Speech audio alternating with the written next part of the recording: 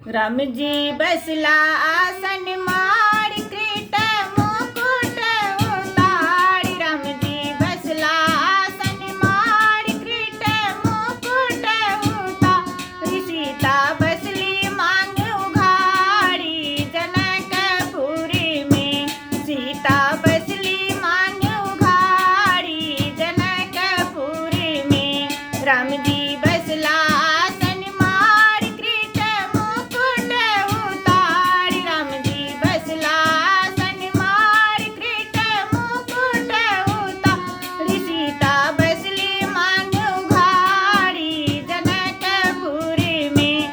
सीता बसली मांग उघाड़ी जनकपुरी में।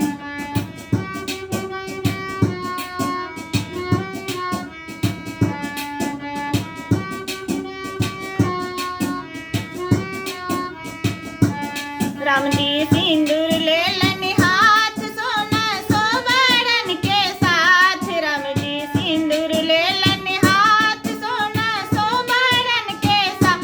होत देलन लीलाट सीता दाई के। सीता बसली मांग उघाड़ी जनकपुरी में। सीता बसली मांग उघाड़ी जनकपुरी में।